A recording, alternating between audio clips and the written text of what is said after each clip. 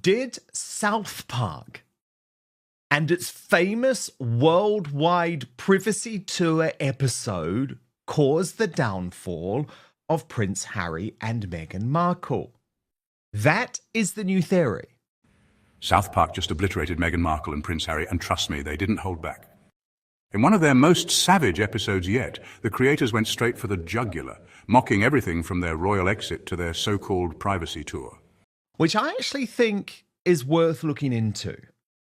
Because for folk who don't remember, this episode, which was broadcast on American television on February the 15th, 2023, was the first time that criticizing the duplicitous Duke and her awful wife was acceptable, especially in the entertainment industry. Now, we know that the episode came at a really important moment for Harry and Meghan. He had just finished his press tour for Spare, and the Netflix series had aired. And of course, while there was a jokey nature to the episode, it almost immediately started to impact Prince Harry and Meghan Markle's popularity. So just a few days after the show aired, Newsweek, which at the time was slavishly devoted to positive coverage of Meghan and Harry, showed that the prince's popularity in America had dropped by 3%, Meghan's popularity was down by 4%, and it never recovered. Royal YouTube sensation P. Dina with me now. P. Dina, the South Park episode that potentially brought down Harry and Meghan. I don't think this is a theory that can be dismissed. And here's the shocking part. They might not be done yet. This wasn't just comedy. It was surgical takedown. If you thought public opinion was turning before, this episode just torched what was left of the Sussexes' image. Absolutely. This is such a huge show that, and people know when they watch it, it's going to have that underlining truth behind all the things that are funny and being made fun of. So people start to then really question, oh, okay, they're making funny things, that's funny. And they're starting to see that people are like really taking heed to what was talked about and their numbers go down. I mean, how do you even try to rise above this heavy criticism? This was, I think, a major blow to Harry and Meghan's popularity here in the States. And it speaks to how they can never really recover, because there are plans, I've heard, to even capitalize on that episode to make something bigger around the DEI and all the things that have happened recently. So Harry and Meghan can't recover, because once this has happened, you have set the tone for the perception that people have of you, even those that don't really know much about you. When you're being made fun of on South Park, people already have this idea now of who you are based on this comedy. And that's not good. I mean, Meghan was looked to be hollow at the end of the episode. And now people see her really, she truly is a hollow person. I mean, there's nothing there. You can't get to her. You can't try to convince her otherwise to be something that is better. And this is how people see her. And Harry has just gone down with, the things he's talked about in his book Spare and being made fun of on the late night talk shows. He is, they're in a position now where people are going to continue to make fun now. You can't now come out and be serious and be made to look at as someone that should be reckoned with as a talent and doing well and having a successful brand, because this has set the tone now. You can't go anywhere that's going to be successful from being mocked by South Park now, especially when they're planning more. I mean, what do you do? I think this is why Ari has just kind of backed off, because they would have prevented a lot of things happening. They would have never come out if they were protected by the agent. And it's just a free for all now. There's nothing they can do. The thing about Trey Parker and Matt Stone, though, is that I don't even know if Ari Emanuel has the power to tell them not to do something. And they just got the whole thing spot on, didn't they? Yeah. Do you remember in the episode that Meghan was dressed as she was dressed for Trooping the Colour in 2019? In the episode titled The Worldwide Privacy Tour, South Park introduced two obvious stand-ins for Harry and Meghan, complete with ginger hair, a duchess in pink, and their own tell-all book hilariously titled Wah! She was referred to as the Prince and Princess of Canada, or they both were, and they were seen at this large state funeral where they were booed by the rest of the family. Then they arrive on set at Good Morning Canada promoting their book while holding the placard, "We want privacy. Stop looking at us." And that's when the international privacy tour begins, where Harry keeps saying, "We just want to be normal people. All this attention is so hard." And they even visit France and India chanting the pro-privacy slogan to bemuse locals, even to a field of kangaroos during a pit stop in Australia. And eventually they settle in the quiet town of South Park, Colorado, claiming, "If we moved here, people would think we're really serious about wanting to be normal." And it, unfortunately for them, hit them at a time when the rest of the world were waking up to this concept of, what, hang on a moment, we were maybe slightly behind this. I mean, I never was, but maybe some ordinary folk were sort of like, okay, if they just want out, we can understand that. But it's the opposite. They invade their own privacy all the time. They invade their family's privacy all the time. And I think actually sometimes it is in comedy, P. Dina, where you get the best reality. And I think when it comes to South Park and what they did for Harry and Meghan, actually, we can just thank them for it. But speaking of showbiz, growing talk, P. Dina, that Meghan Markle may end up returning to Suits. They have launched this new version of Suits called Suits LA, and the creator, Mr. Korsh, who, let's face it, has not really launched the show particularly well, its ratings are down, has now issued a plea to Meghan Markle, saying if she would want to come back over, it would be great. But I know Meghan is living her own life and she has so much going on, and I wish her the best. And if she ever wants to come back, we'll have her back. And I really like Link Lauren. He's a great guy. He's the former advisor to Robert F. Kennedy Jr., who's now a real social media commentator of sort of the Gen Z group. And he posted on this, "Meghan Markle fumbled the bag like I've never seen before in my life.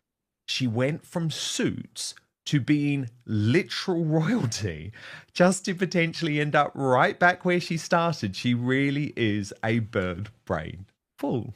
Yes, isn't that just amazing how she has been so successful at failing and doing everything wrong? I mean, part of the problem, I think, also is to when you were looking at the South Park, she can't make fun of herself. She can't seem to find humor because she's so uptight about success. I've got to do this. I've got to do it. And then she just gets mocked. And, I think if anything, going back on Suits would be what she needs to do. But we look at her as someone that doesn't want to seem to recognize her past successes. I mean, this was a success for her, I think, being on Suits.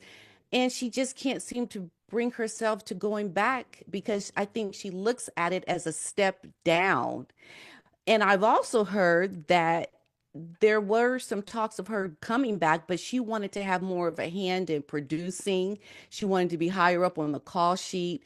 She wanted to be a producer. She wanted to have so much more control, and they weren't willing to do that. And I think that could be true because it makes sense to what she would do.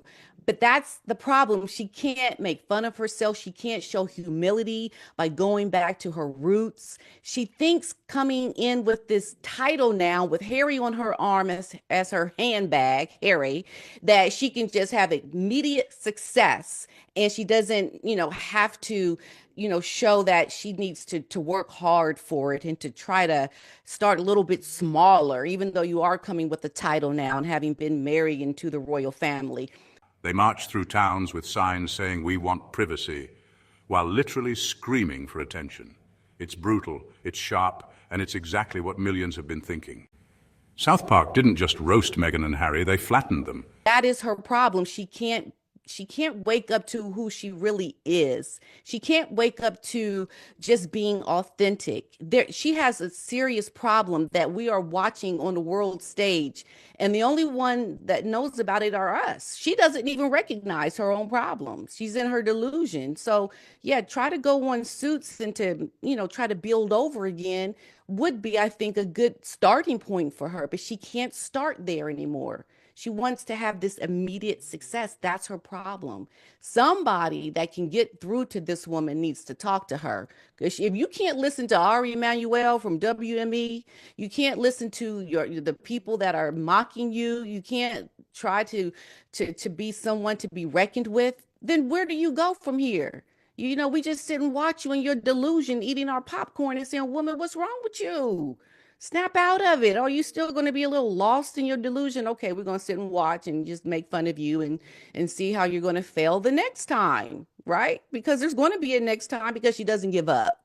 But she couldn't keep trying in the royal family, could she? That she immediately gave up. But this, she's going to keep trying and failing. Yeah, because the difference is this time it's all about money. And that's the tragedy. One of the biggest privileges, P. Dina, of being a member of the royal family is the fact that you don't have to think about money. You can just think about the world. That is actually the huge advantage members of the royal family have. And yet that wasn't good enough for Meghan. So that's why all of the humanitarian talk is just complete bull. But look, P. Dina, there's another theory that is going around in America a little bit, and this is all about comparing Meghan Markle to Kamala Harris, the former vice president and Democratic candidate who is certainly having a lot of difficulty in her post-White House reincarnation, not surprisingly. And if the rumors are true, more mockery could be on the way. The question is, will they fight back? Or will they finally step out of the spotlight they claim to hate? Really interesting, I thought, especially in terms of Meghan's strategy for maybe how she'd try and recover things for Meghan Markle and Kamala Harris. Although, fundamentally, she thinks they're both going to fade away into obscurity. Do you agree? I do. I do. I think I always try to put out hope that people eventually wake up to their delusion. I don't know if it can happen now for Megan.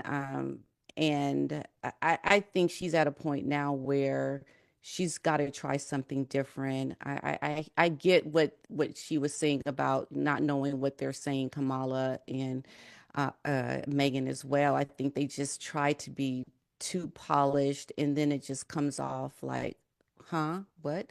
You don't really understand what you're getting. There's a lot of confusion there, and that is what turns people off. People want to be able to connect, to relate. So when you can't do that, people fall off and they, don't find you very interesting because, they can't relate to you. And I think that's the problem that they both have.